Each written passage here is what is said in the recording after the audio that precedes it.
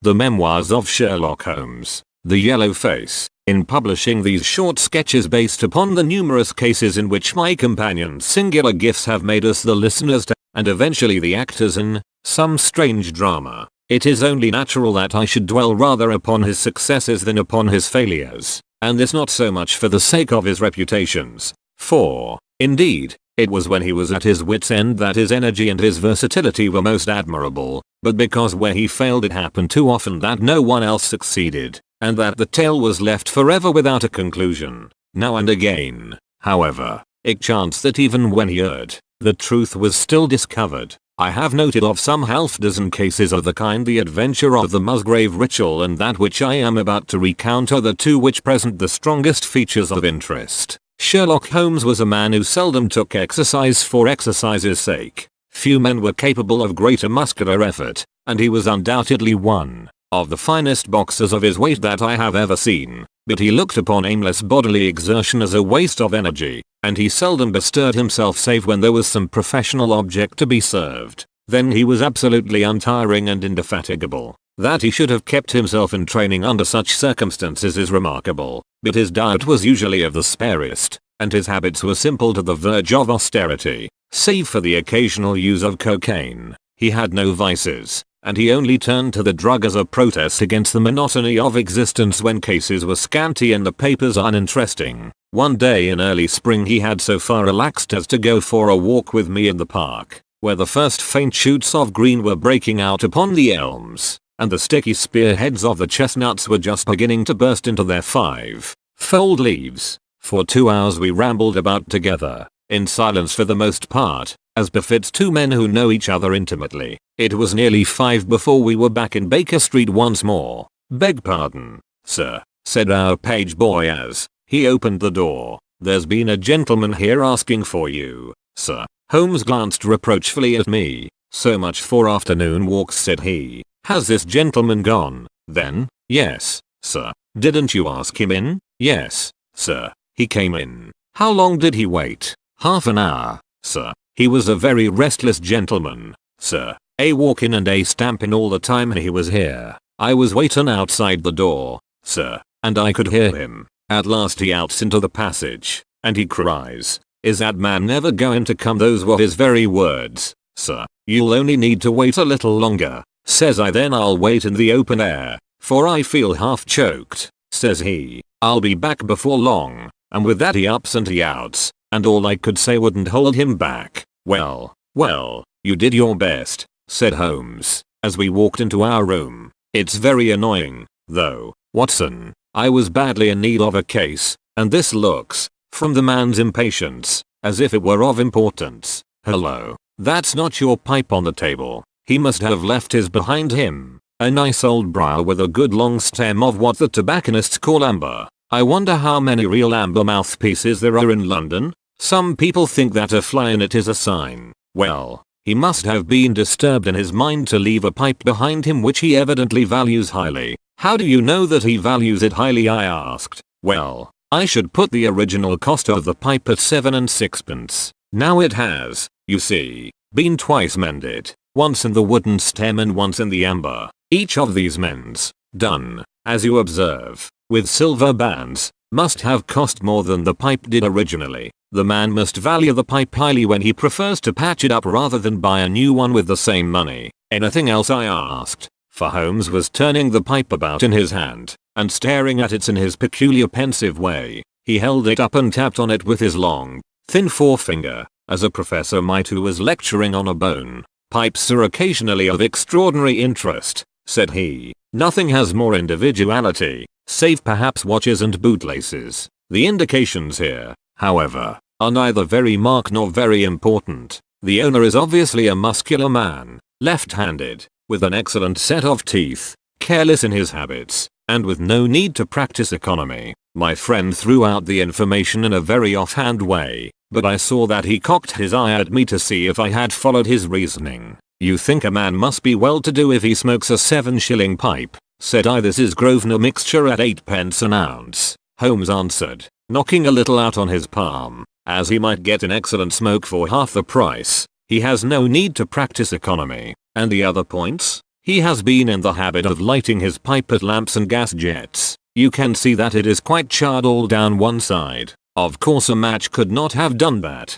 Why should a man hold a match to the side of his pipe? But you cannot light it at a lamp without getting the bowl charred. And it is all on the right side of the pipe. From that I gather that he is a left-handed man. You hold your own pipe to the lamp, and see how naturally you, being right-handed, hold the left side to the flame. You might do it once the other way, but not as a constancy. This has always been held so. Then he has bitten through his amber. It takes a muscular, energetic fellow, and one with a good set of teeth, to do that. But if I am not mistaken I hear him upon the stair, so we shall have something more interesting than his pipe to study. An instant later our door opened, and a tall young man entered the room. He was well but quietly dressed in a dark grey suit, and carried a brown wide awake in his hand. I should have put him at about 30, though he was really some years older. "I beg your pardon," said he, with some embarrassment. "I suppose I should have knocked." "Yes, of course I should have knocked. The fact is that I am a little upset, and you must put it all down to that." He passed his hand over his forehead like a man who is half dazed, and then fell rather than sat down upon a chair. "I can see that you have not slept for a night or two," said Holmes, in his easy, genial way. "That tries a man's nerves more than work, and more even than pleasure. May I ask how I can help you?" "I wanted your advice, sir. I don't know what to do and my whole life seems to have gone to pieces." "You wish to employ me as a consulting detective?" "Not that only. I want your opinion as a judicious man, as a man of the world. I want to know what I ought to do next. I hope to God you'll be able to tell me." He spoke in little, sharp, jerky outbursts, and it seemed to me that to speak at all was very painful to him, and that his will all through was overriding his inclinations. "It's a very delicate thing," said he. "One does not like to speak of one's domestic affairs to strangers. It seems dreadful to discuss the conduct of one's wife with two men whom I have never seen before. It's horrible to have to do it, but I've got to the end of my tether, and I must have advice." "My dear Mr. Grant Munro," began Holmes. Our visitor sprang from his chair. "What?" he cried. "You know my mane." "If you wish to preserve your incognito," said Holmes, smiling, "I would suggest that you cease to write your name upon the lining of your hat, or else that you turn the crown towards the person whom you are addressing. I was about to say that my friend and I have listened to a good many strange secrets in this room, and that we have had the good fortune to bring peace to many troubled souls. I trust that we may do as much for you. Might I beg you, as time may prove to be of importance, to furnish me with the facts of your case without further delay?" Our visitor again passed his hand over his forehead, as if he found it bitterly hard. From every gesture and expression I could see that he was a reserved, self-contained man, with a dash of pride in his nature, more likely to hide his wounds than to expose them.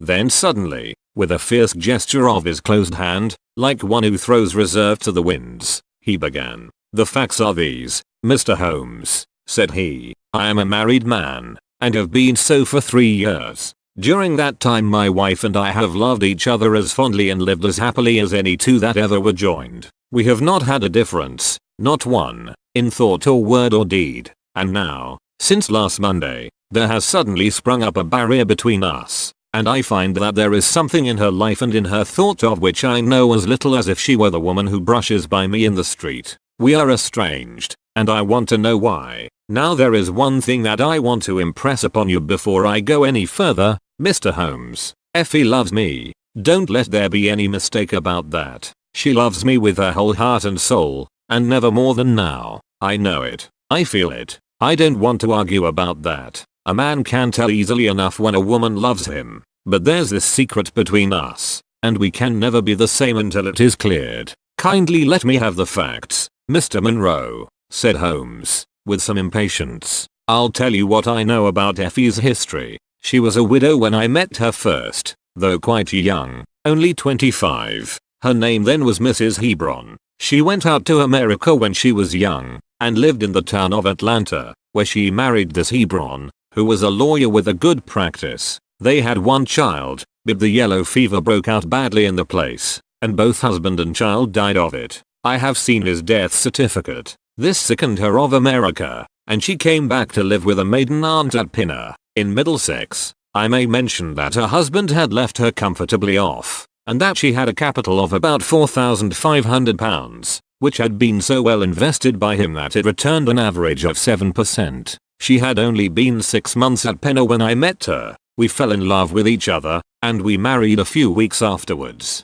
I am a hop merchant myself, and as I have an income of 700 or 800, we found ourselves comfortably off, and took a nice £8 a year villa at Norbury. Our little place was very countrified, considering that it is so close to town. We had an inn and 2 houses a little above us, and a single cottage at the other side of the field which faces us, and except those there were no houses until you got halfway to the station. My business took me into town at certain seasons, but in summer I had less to do, and then in our country home my wife and I were just as happy as could be wished. I tell you that there never was a shadow between us until this accursed affair began. There's one thing I ought to tell you before I go further. When we married, my wife made over all her property to me, rather against my will, for I saw how awkward it would be if my business affairs went wrong. However, she would have it so, and it was done. Well, about 6 weeks ago she came to me. "Jack," said she, "when you took my money you said that if ever I wanted any I was to ask you for it."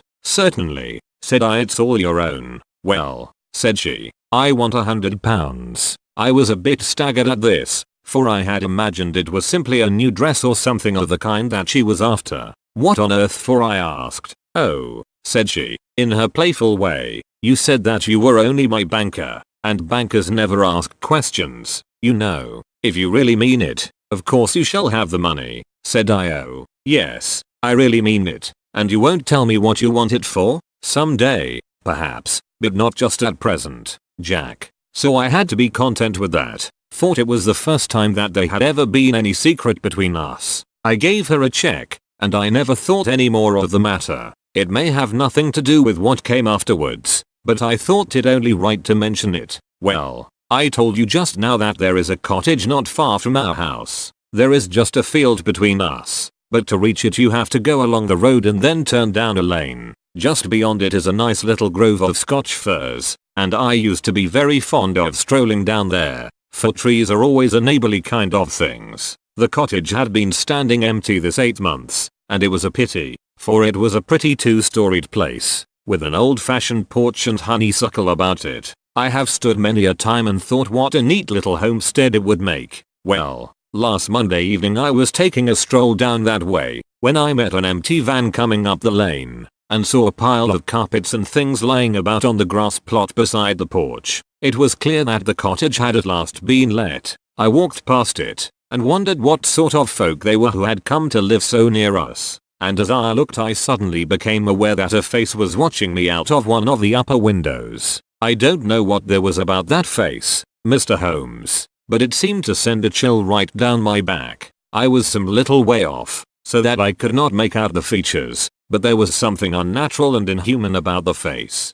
That was the impression that I had, and I moved quickly forwards to get a nearer view of the person who was watching me. But as I did so the face suddenly disappeared, so suddenly that it seemed to have been plucked away into the darkness of the room. I stood for 5 minutes thinking the business over, and trying to analyze my impressions. I could not tell if the face were that of a man or a woman. It had been too far from me for that, but its color was what had impressed me most. It was of a livid chalky white, and with something set and rigid about it which was shockingly unnatural. So disturbed was I that I determined to see a little more of the new inmates of the cottage. I approached and knocked at the door, which was instantly opened by a tall, gaunt woman with a harsh, forbidding face. "What may you be wantin'?" she asked, in a northern accent. "I am your neighbor over yonder," said I, nodding towards my house. "I see that you have only just moved in, so I thought that if I could be of any help to you in any, we'll just ask you when we want ye,"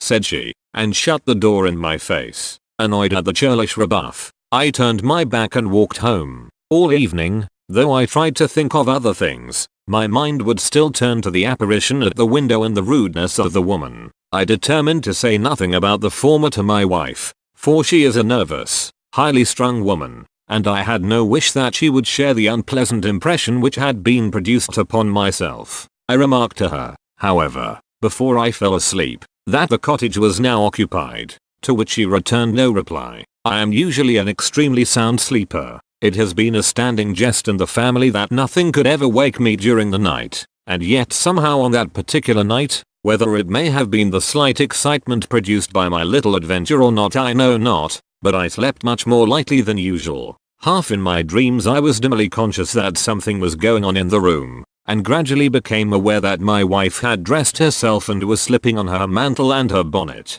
My lips were parted to murmur out some sleepy words of surprise or remonstrance at this untimely preparation, when suddenly my half-opened eyes fell upon her face, illuminated by the candle light, and astonishment held me dumb. She wore an expression such as I had never seen before, such as I should have thought her incapable of assuming. She was deadly pale and breathing fast, glancing furtively towards the bed as she fastened her mantle, to see if she had disturbed me. Then, thinking that I was still asleep, she slipped noiselessly from the room, and an instant later I heard a sharp creaking which could only come from the hinges of the front door. I sat up in bed and rapped my knuckles against the rail to make certain that I was truly awake. Then I took my watch from under the pillow. It was 3 in the morning. What on this earth could my wife be doing out on the country road at 3 in the morning? I had sat for about 20 minutes turning the thing over in my mind and trying to find some possible explanation. The more I thought,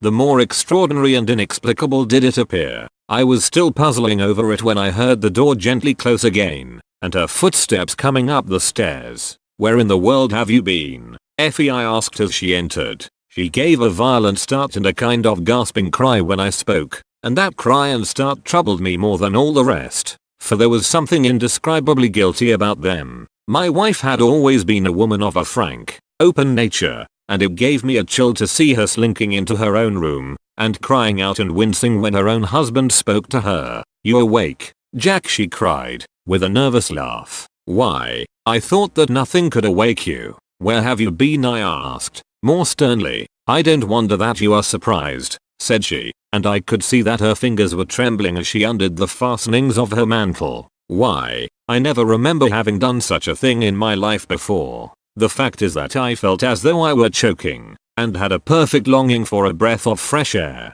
I really think that I should have fainted if I had not gone out. I stood at the door for a few minutes, and now I am quite myself again." All the time that she was telling me this story she never once looked in my direction, and her voice was quite unlike her usual tones. It was evident to me that she was saying what was false. I said nothing in reply, but turned my face to the wall, sick at heart, with my mind filled with 1,000 venomous doubts and suspicions. What was it that my wife was concealing from me? Where had she been during that strange expedition? I felt that I should have no peace until I knew, and yet I shrank from asking her again after once she had told me what was false. All the rest of the night I tossed and tumbled, framing theory after theory, each more unlikely than the last. I should have gone to the city that day, but I was too disturbed in my mind to be able to pay attention to business matters. My wife seemed to be as upset as myself, and I could see from the little questioning glances which she kept shooting at me that she understood that I disbelieved her statement,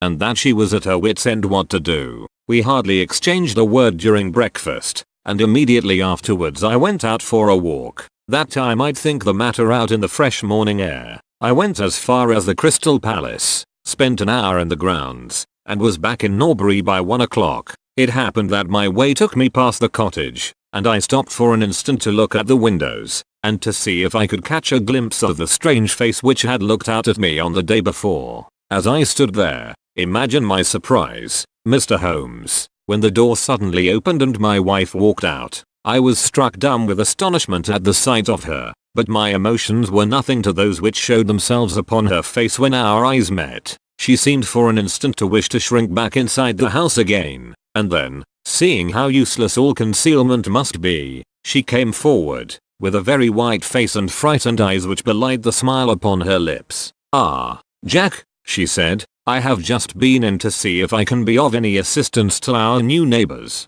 "Why do you look at me like that, Jack? You are not angry with me?" "So," said I, "this is where you went during the night." "What do you mean?" she cried. "You came here, I am sure of it. Who are these people, that you should visit them at such an hour? I have not been here before." "How can you tell me what you know is false?" I cried. "Your very voice changes as you speak. When have I ever had a secret from you? I shall enter that cottage, and I shall probe the matter to the bottom. No, no, Jack, for God's sake, she gasped, in uncontrollable emotion. Then, as I approached the door, she seized my sleeve and pulled me back with convulsive strength. I implore you not to do this, Jack, she cried. I swear that I will tell you everything someday, but nothing but misery can come of it if you enter that cottage. Then, as I tried to shake her off, she clung to me in a frenzy of entreaty. Trust me, Jack, she cried. Trust me only this once. You will never have cause to regret it. You know that I would not have a secret from you if it were not for your own sake.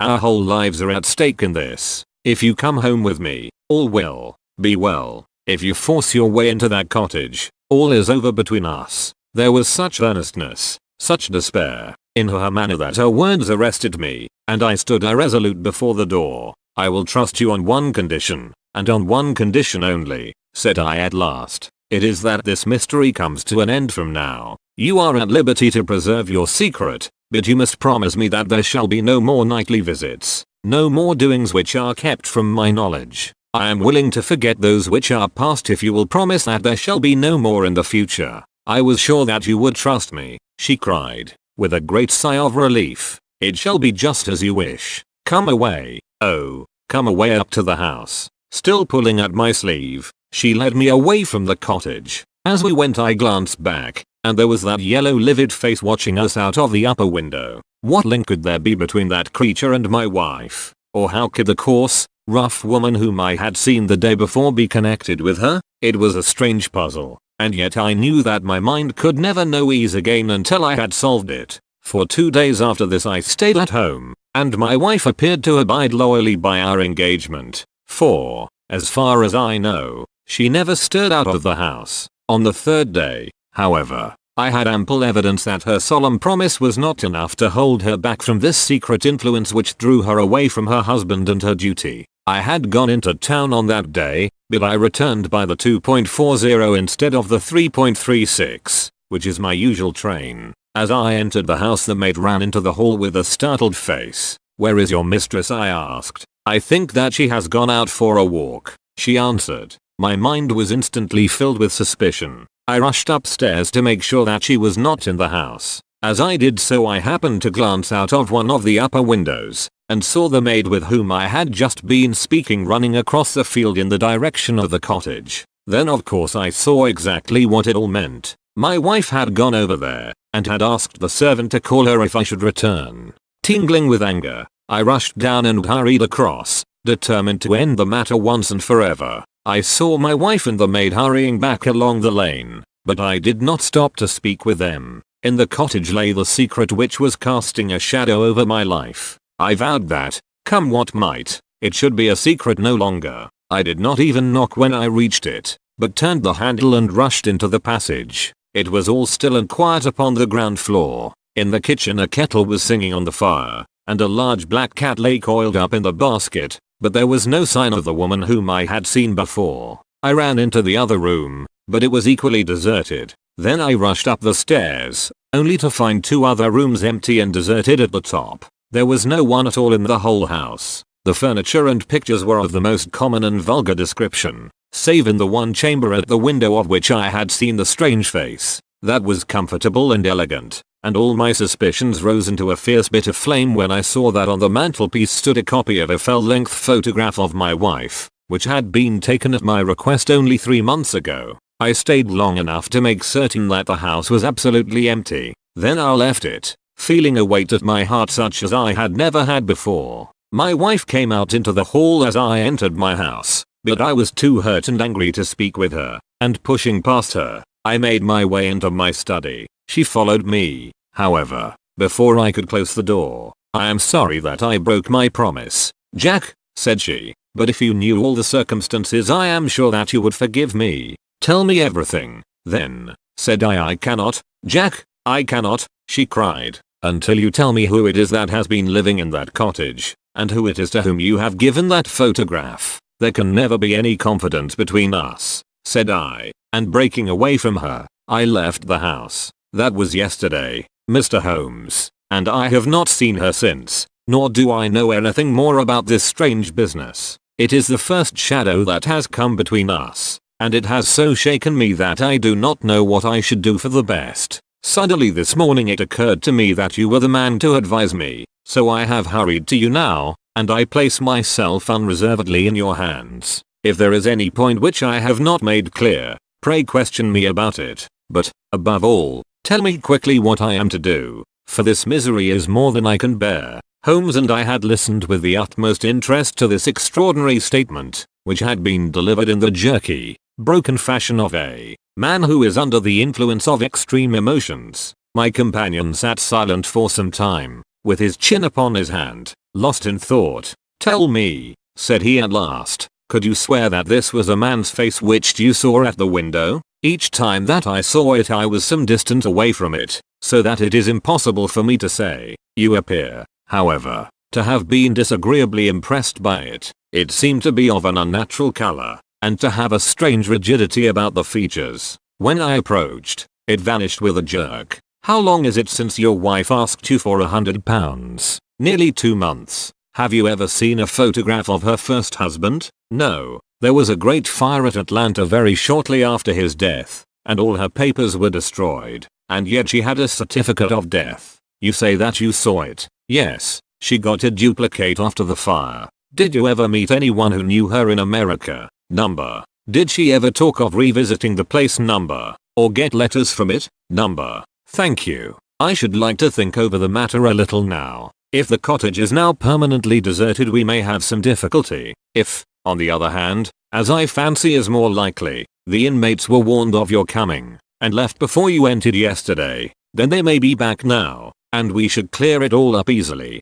Let me advise you, then, to return to Norbury, and to examine the windows of the cottage again. If you have reason to believe that is inhabited, do not force your way in, but send a wire to my friend and me. We shall be with you within an hour of receiving it, and we shall then very soon get to the bottom of the business. And if it is still empty, in that case I shall come out tomorrow and talk it over with you. Goodbye, and, above all, do not fret until you know that you really have a cause for it. I am afraid that this is a bad business, Watson," said my companion as he returned after accompanying Mr. Grant Monroe to the door. "What do you make of it?" "It had an ugly sound," I answered. "Yes, there's blackmail in it, or I am much mistaken." "And who is the blackmailer?" "Well, it must be the creature who lives in the only comfortable room in the place, and has her photograph above his fireplace. Upon my word, Watson, there is something very attractive about that livid face at the window,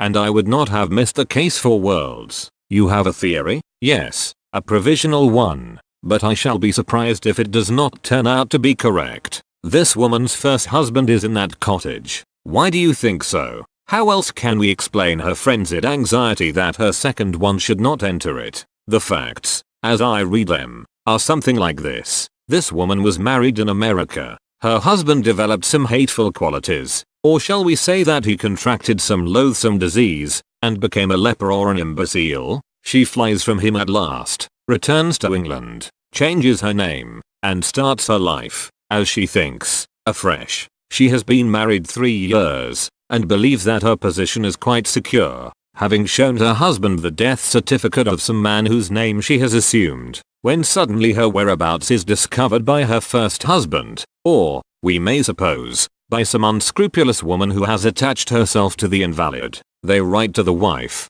and threaten to come and expose her. She asks for £100, and endeavors to buy them off. They come in spite of it, and when the husband mentions casually to the wife that there are newcomers in the cottage, she knows in some way that they are her pursuers. She waits until her husband is asleep, and then she rushes down to endeavor to persuade them to leave her in peace. Having no success, she goes again next morning, and her husband meets her, as he has told us. As she comes out, she promises him then not to go there again, but 2 days afterwards the hope of getting rid of those dreadful neighbors was too strong for her, and she made another attempt, taking down with her the photograph which had probably been demanded from her. In the midst of this interview the maid rushed in to say that the master had come home, on which the wife, knowing that he would come straight down to the cottage, hurried the inmates out at the back door, into the grove of fir trees, probably, which was mentioned as standing near. In this way he found the place deserted. I shall be very much surprised, however, if it's still so when he reconnoiters it this evening. What do you think of my theory? It is all surmise, but at least it covers all the facts. When new facts come to our knowledge which cannot be covered by it, it will be time enough to reconsider it. We can do nothing more until we have a message from our friend at Norbury, but we had not a very long time to wait for that. It came just as we had finished our tea. The cottage is still tenanted, it said. Have seen the face again at the window. We'll meet the 7 o'clock train, and will take no steps until you arrive. He was waiting on the platform when we stepped out, and we could see in the light of the station lamps that he was very pale, and quivering with agitation. They are still there, Mr. Holmes, said he, laying his hand hard upon my friend's sleeve. I saw lights in the cottage as I came down. We shall settle it now once and for all. What is your plan? Then asked Holmes, as he walked down the dark tree-lined road. I am going to force my way in and see for myself who is in the house. I wish you both to be there as witnesses. You are quite determined to do this, in spite of your wife's warning that it is better that you should not solve the mystery? Yes, I am determined. Well, I think that you are in the right. Any truth is better than indefinite doubt. We had better go up at once. Of course, legally, we are putting ourselves hopelessly in the wrong, but I think that it is worth it. It was a very dark night, and a thin rain began to fall as we turned from the high road into a narrow lane, deeply rutted, with hedges on either side. Mr. Grant Munro pushed impatiently forward, however, and we stumbled after him as best we could. There are the lights of my house, he murmured, pointing to a glimmer among the trees, and here is the cottage which I am going to enter. We turned a corner in the lane as he spoke, and there was the building close beside us. A yellow bar falling across the black foreground showed that the door was not quite closed,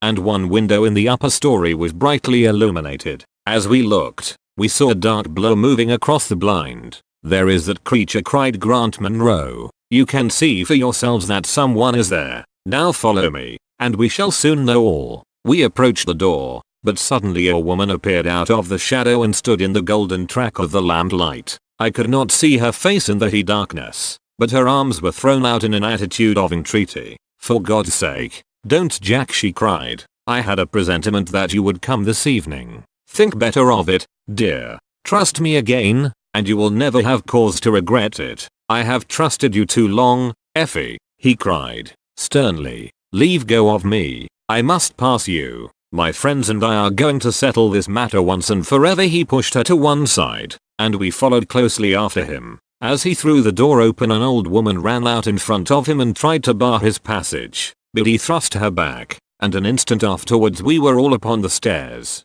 Grant Munro rushed into the lighted room at the top, and we entered at his heels. It was a cozy, well-furnished apartment, with 2 candles burning upon the table and 2 upon the mantelpiece. In the corner, stooping over a desk, there sat what appeared to be a little girl. Her face was turned away as we entered, but we could see that she was dressed in a red frock, and that she had long white gloves on. As she whisked round to us, I gave a cry of surprise and horror. The face which she turned towards us was of the strangest livid tint, and the features were absolutely devoid of any expression. An instant later the mystery was explained. Holmes, with a laugh, passed his hand behind the child's ear. A mask peeled off from her countenance, and there was a little coal-black negress, with all her white teeth flashing in amusement at our amazed faces. I burst out laughing, out of sympathy with her merriment, but Grant Munro stood staring, with his hand clutching his throat. My God, he cried, what can be the meaning of this? I will tell you the meaning of it, cried the lady, sweeping into the room with a proud, set face. You have forced me, against my own judgment, to tell you. And now we must both make the best of it. My husband died at Atlanta. My child survived. Your child? She drew a large silver locket from her bosom. You have never seen this open. I understood that it did not open. She touched a spring, and the front hinged back. There was a portrait within of a man strikingly handsome and intelligent looking, but bearing unmistakable signs upon his features of his African descent. That is John Hebron, of Atlanta, said the lady, and a nobler man never walked the earth. I cut myself off from my race in order to wed him, but never once while he lived did I for an instant regret it. It was our misfortune that our only child took after his people rather than mine. It is often so in such matches, and little Lucy is darker far than ever her father was, but dark or fair, she is my own dear little girlie, and her mother's pet." The little creature ran across at the words and nestled up against the lady's dress. "When I left her in America," she continued, "it was only because her health was weak and the change might have done her harm. She was given to the care of a faithful Scotch woman who had once been our servant. Never for an instant did I dream of disowning her as my child, but when chance threw you in my way, Jack, and I learned to love you, I feared to tell you about my child. God forgive me. I feared that I should lose you, and I had not the courage to tell you. I had to choose between you, and in my weakness I turned away from my own little girl. For 3 years I have kept her existence a secret from you, but I heard from the nurse, and I knew that all was well with her. At last, however, there came an overwhelming desire to see the child once more. I struggled against it, but in vain. Though I knew the danger, I determined to have the child over, if it were but for a few weeks. I sent £100 to the nurse, and I gave her instructions about this cottage, so that she might come as a neighbor, without my appearing to be in any way connected with her. I pushed my precautions so far as to order her to keep the child in the house during the daytime, and to cover up her little face and hands so that even those who might see her at the window should not gossip about there being a black child in the neighborhood. If I had been less cautious I might have been more wise, but I was half crazy with fear that you should learn the truth. It was you who told me first that the cottage was occupied. I should have waited for the morning, but I could not sleep for excitement, and so at last I slipped out, knowing how difficult it is to awake you. But you saw me go, and that was the beginning of my troubles. Next day you had my secret at your mercy, but you nobly refrained from pursuing your advantage. 3 days later, however, the nurse and child only just escaped from the back door as you rushed in at the front one. And now tonight you at last know all, and I ask you what is to become of us. My child and me." She clasped her hands and waited for an answer. It was a long 10 minutes before Grant Monroe broke the silence, and when his answer came it was one of which I love to think. He lifted the little child, kissed her, and then, still carrying her, he held his other hand out to his wife and turned towards the door. "We can talk it over more comfortably at home," said he. "I am not a very good man, Effie, but I think that I am a better one than you have given me credit for being." Holmes and I followed them down the lane, and my friend plucked at my sleeve as we came out. "I think," said he, "that we shall be of more use in London than in Norbury." Not another word did he say of the case until late that night, when he was turning away, with his lighted candle, for his bedroom. "Watson," said he, "if it should ever strike you that I am getting a little overconfident in my powers or giving less pains to a case than it deserves, kindly whisper Norbury in my ear and I shall be infinitely obliged to you."